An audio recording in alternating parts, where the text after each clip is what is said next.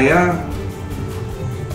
melarang spesifik ya, saya melarang Once untuk menyanyikan lagu-lagu Dewa 19.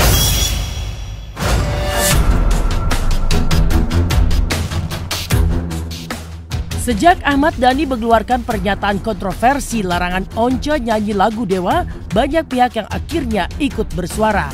Ada pihak yang merasa senasib dengan Ahmad Dhani, ada juga yang berpendapat itu berlebihan. Polemik ini juga menimbulkan perbedaan pandangan tafsir atas pasal dari undang-undang yang berlaku. Jika melihat lebih dalam apa yang sebenarnya terjadi, mungkin kisruh ini tidak sampai berkelanjutan. Tidak ada upaya untuk membenturkan pencipta lagu dengan penyanyi atau hanya cari sensasi saja.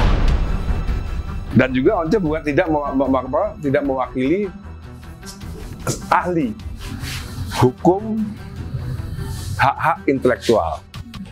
Itu oke, Once sarjana hukum ya, tapi dia bukan masih S1 loh. Dia bukan ahli hukum hak kekayaan intelektual. Jadi kalau tanya sama Once percuma. Tanya soal lagu, dia bukan pengarang lagu. Tanya soal hukum, dia bukan ahli hukum hak.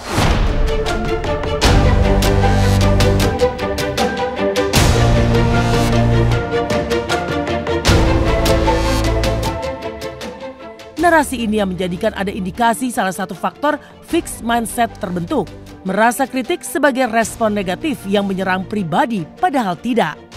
Berulang kali Ahmad Dhani menjelaskan apa yang sebenarnya terjadi, duduk permasalahan hanya soal bisnis.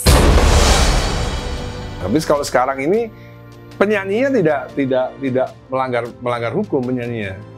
Karena yang harus bayar itu bukan penyanyi. Yang harus bayar itu adalah IO. Jangan salah di sini. Makanya orang-orang suka bilang, wah Mas Dhani ada apa sama Once? Nggak ada apa-apa, saya sama Once nggak ada apa-apa. Karena yang wajib bayar saya bukan Once. Yang wajib bayar itu IO-nya. Saya sama Once itu, ini kan ribut-ribut soal bisnis. It's only a business gitu. It's only a business gitu. Jadi kalau berteman kan biasa aja berteman. Berteman biasa aja, nggak ada permasalahan kalau berteman. Kalau dalam masuk ke bisnis, ya beda lagi gitu loh.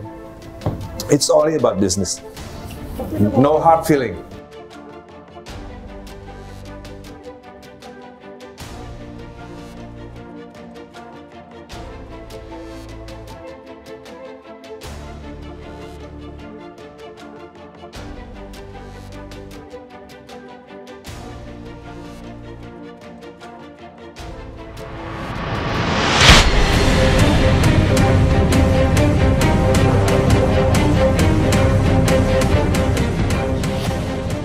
DJKI Kementerian Hukum dan HAM RI bersama Lembaga Manajemen Kolektif Nasional mengadakan diskusi publik dan konferensi pers yang berlangsung di Jakarta kemarin. Acara yang dibuat untuk wartawan dan pencipta lagu itu semakin berwarna dengan kehadiran Ahmad Dhani. Selaku pencipta lagu, Ahmad Dhani menumpahkan segala keluh kesah yang dialami saat ini. Penjelasan dari Profesor Dr. Agus Sarjono SH MH yang merupakan guru besar Fakultas Hukum UI bidang studi hukum ekonomi dan teknologi memberikan pandangan atas kisruh yang terjadi dalam kacamata hukum. Anggoro Desananto Sarjana Hukum selaku Direktur Hak Cipta dan Desain Industri beri pandangan soal Ahmad Dhani yang melarang lagunya digunakan orang lain. Jadi ada pihak yang menafsirkan bahwa dengan adanya pasal 87 maka pasal 9 menjadi tidak berlaku. Lalu ada lagi yang lain yang mengatakan bahwa pasal 9 tetap berlaku meski ada pasal 87. Lalu ada pula tafsir dan opini yang mengatakan bahwa dengan adanya pasal 87 maka pencipta tidak lagi memiliki hak untuk melarang orang lain menggunakan ciptaannya. Nah, sementara ada tafsir yang lain lagi mengatakan bahwa meskipun ada pasal 87 tetapi tidak menghilangkan hak pencipta untuk melarang pihak lain menggunakan ciptaan dan seterusnya. Nah, untuk bisa memahami kisruh ini dan kemudian untuk bisa memahami adanya pasal-pasal yang bisa dibaca oleh siapa saja begitu, saya ingin mengingatkan saja adanya beberapa prinsip yang harus diperhatikan. Yang pertama ya, esensi hak cipta itu sebagai hak yang lahir bukan karena pemberian undang-undang. melainkan hak asasi untuk memiliki hak menggunakan karyanya sendiri. Dan oleh karenanya tidak boleh dieliminasi oleh undang-undang. Ini ada teorinya. Itu orang Inggris sana sih ya, John Locke. Katanya hasil kerja seseorang itu adalah miliknya. Nah, pemerintah atau negara itu harus melindungi hak milik seseorang atau warga.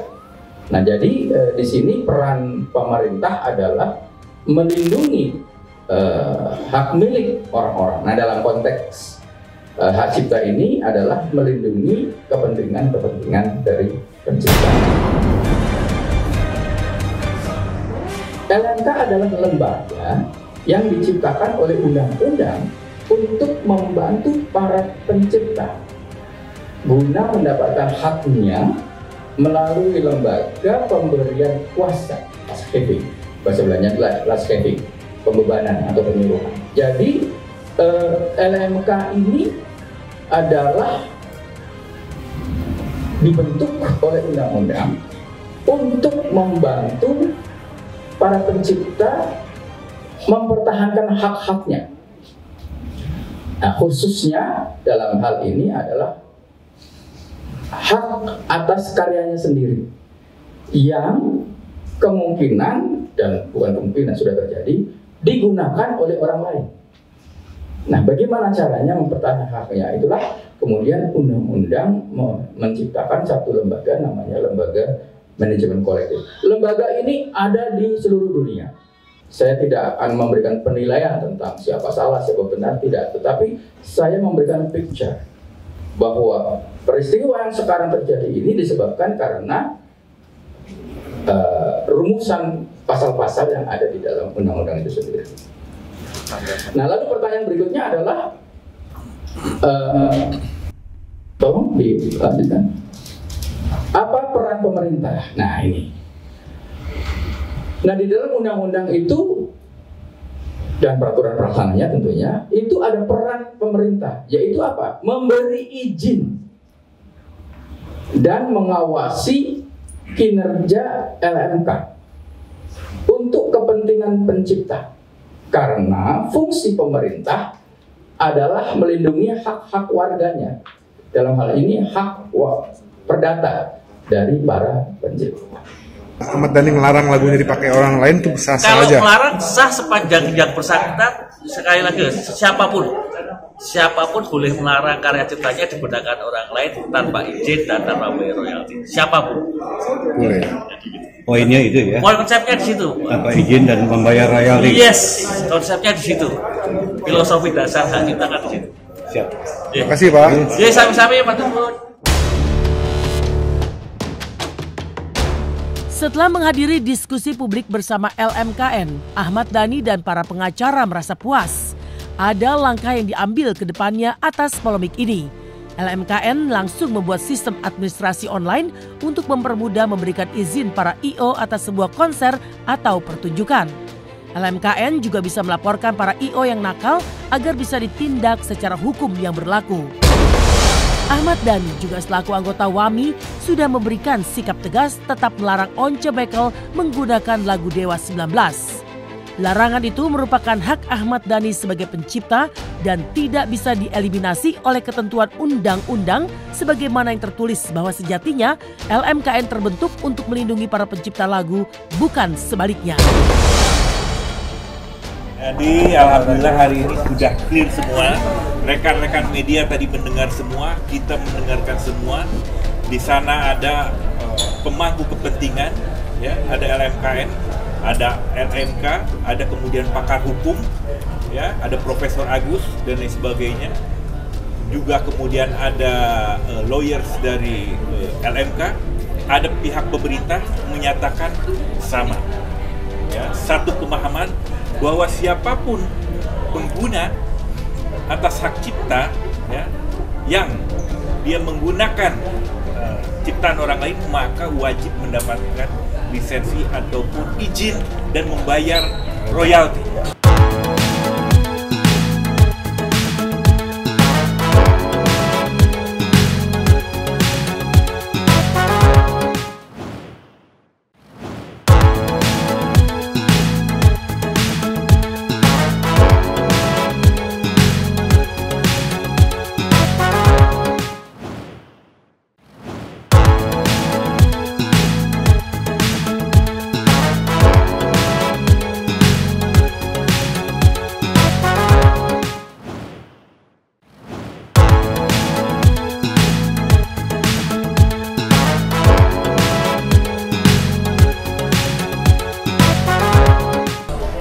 garis besar dari semuanya.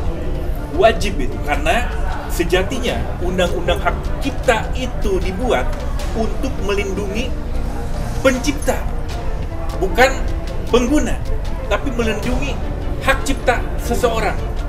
Gitu. Jadi melampaui undang-undang itu sendiri, filosofisnya undang-undang itu dibuat untuk melindungi pencipta, ya.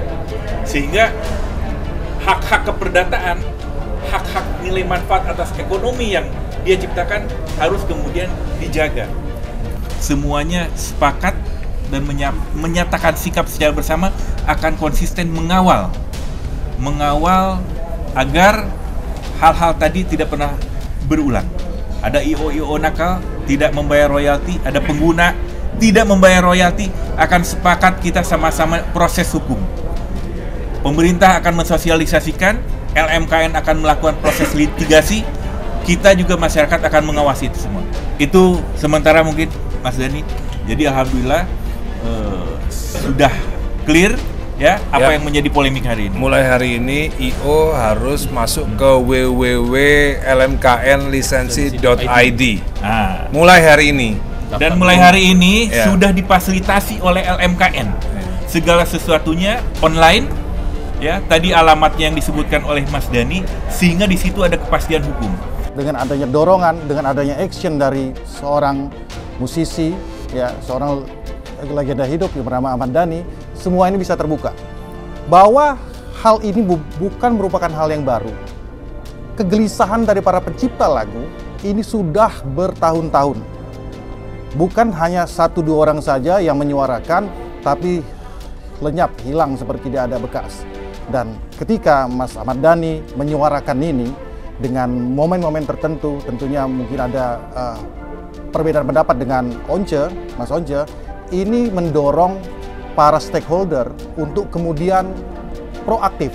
Nah, termasuk salah satunya adalah dengan mengadakan diskusi publik ini, sehingga kita mendapatkan konklusi yang jelas terhadap apa yang harus dilakukan ke depannya.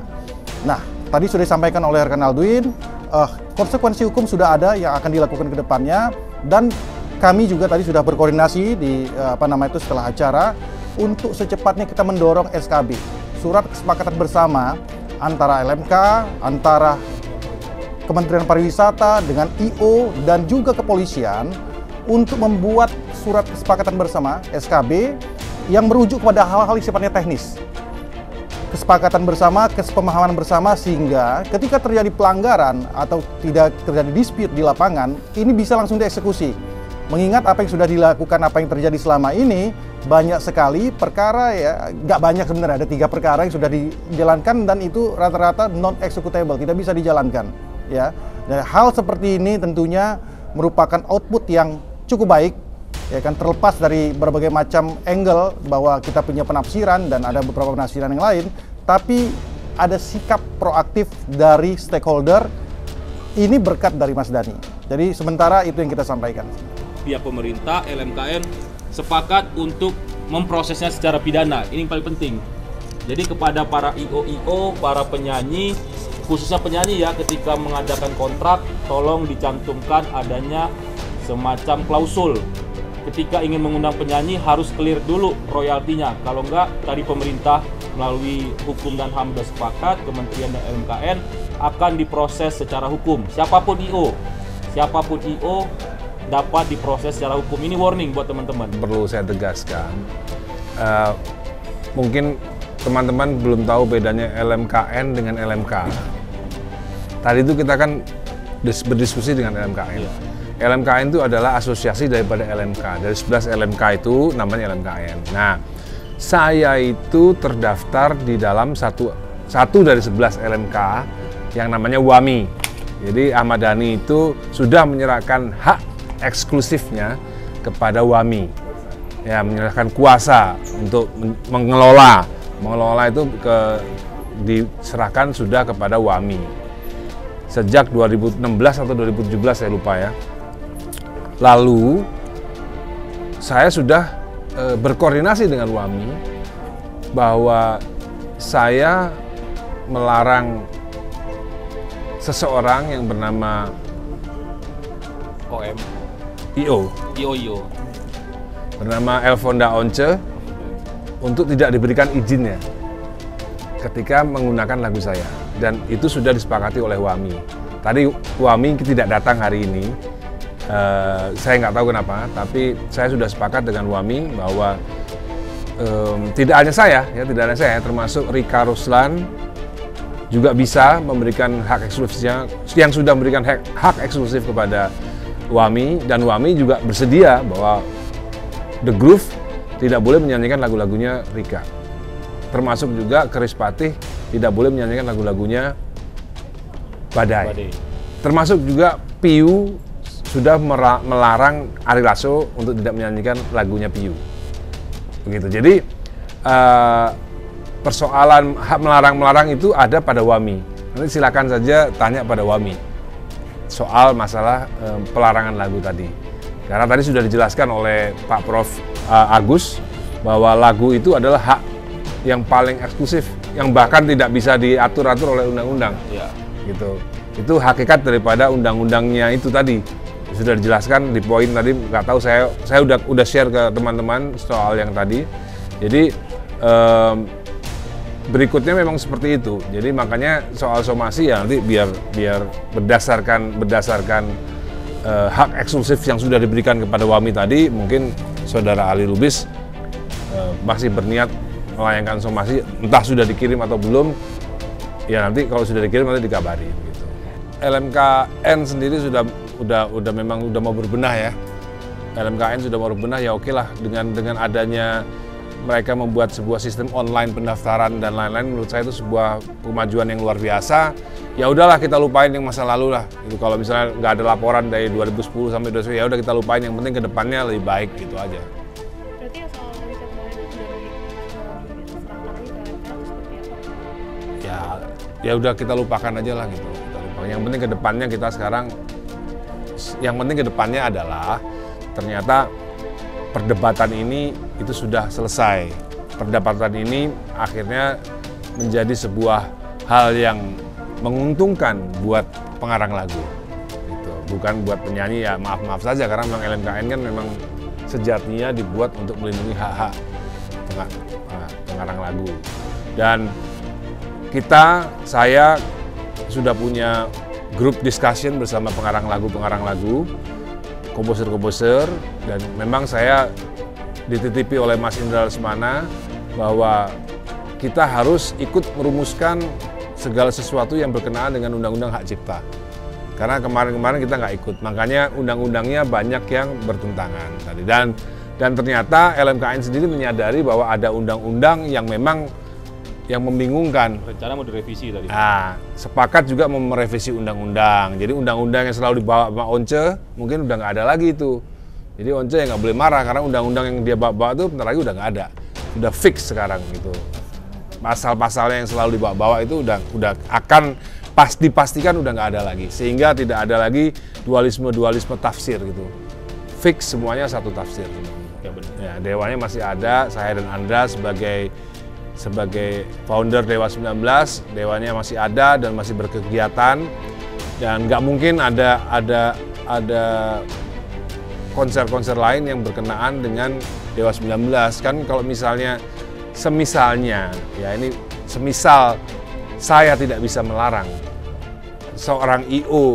untuk melakukan konser, nanti suatu saat akan ada konser Ari Lasso dan Once menyanyikan 30 hits Dewa 19 tanpa Dewanya.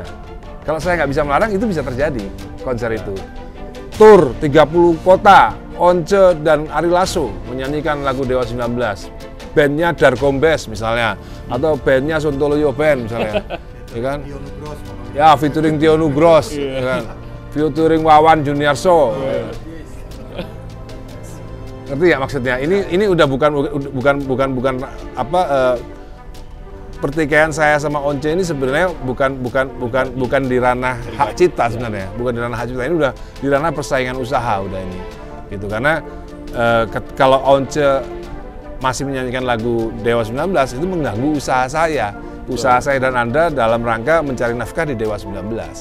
Kan Once sudah keluar dari Dewa 19 sejak 2010. Jadi ya ketika Once memutuskan untuk keluar dari Dewa 19 tahun 2010, ya konsekuensi logisnya dia tidak menyanyikan lagu Dewa 19. Ya konsekuensi logisnya dia tidak menyanyikan lagu Dewa 19. Masa dia keluar dari Dewa 19, oke gua keluar ya, tapi sorry ya, aku masih nyanyi Dewa 19 sih. Karena lumayan lah, duitnya nggak dibagi-bagi gitu kan ya. Itu nggak mungkin terjadi kan, harusnya seperti itu. Gitu. Kemarin-kemarin saya masih sabar. Kemarin-kemarin saya masih sabar. Kemarin-kemarin saya masih sabar. Kemarin-kemarin saya masih sabar. Harusnya Once-nya sadar diri lah, kira-kira begitu Mas ya. Lu udah bukan personil, keluar, ya jangan bawa lagu Dewa lagi kan. Bukan gitu. gue yang ngomong, lu yang ngomong ya. Jadi sadar diri dong.